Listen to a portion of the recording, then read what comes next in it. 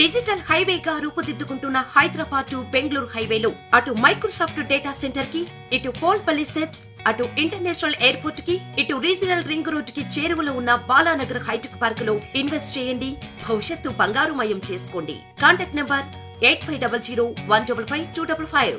రాష్ట్రంలో వచ్చింది కాలం తెచ్చిన కరువు కాదని, కాంగ్రెస్ తెచ్చిన కరువని అన్నారు బీఆర్ఎస్ వర్కింగ్ ప్రెసిడెంట్ కేటీఆర్.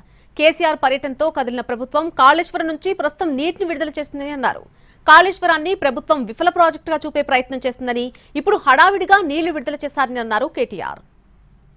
ఇదేదో కాలం తెచ్చిన కరువు కాదు, ఇది అచ్చంగా ఈ అసమర్థ కాంగ్రెస్ ప్రభుత్వం తెచ్చిన కరువు అనే మాట నేను కాదు, ఇవాళ రాష్ట్రంలోని ప్రజలందరూ కూడా అంటా ఉన్నమాట.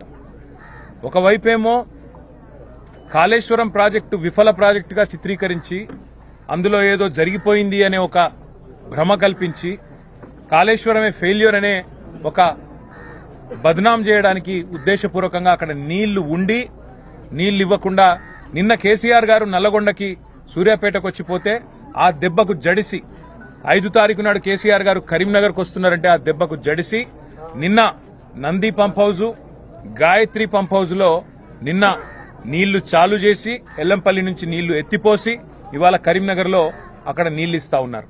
ఎక్కడెక్కడైతే పంట నష్టం ఇవాళ లక్షల ఎకరాల్లో జరిగిందో ఎకరానికి 25,000 రూపాయలు పంట నష్ట పరిహారం చెల్లించాల్సిందే. తప్పకుండా ఇది మీరు తెచ్చిన కరువు, మీరు తెచ్చిన సమస్య, రైతాంగానికి ఇది మీరు పెట్టిన ఒక తెచ్చిన దుస్థితి. కాబట్టి 25,000 నష్టపరిహారం ఇచ్చి తీరాల్సిందే. నెంబర్ 1.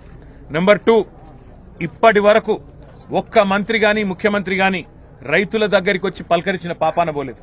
వాళ్ళ ప్రధాన ప్రతిపక్షంగా బీఆర్ఎస్ ఏమో మొత్తం వ్యవసాయ క్షేత్రాలు తిరుగుతుంటే, పంట పొలాలు తిరుగుతుంటే, ఎక్కడికక్కడ రైతులను కలిసి వారిలో ధైర్యాన్ని నింపే ప్రయత్నం చేస్తుంటే ముఖ్యమంత్రి గారు ఎక్కడున్నారండి? మంత్రివర్గం ఎక్కడున్నది? రైతాంగానికి ధైర్యం చెప్పే బాధ్యత మీ మీద లేదా?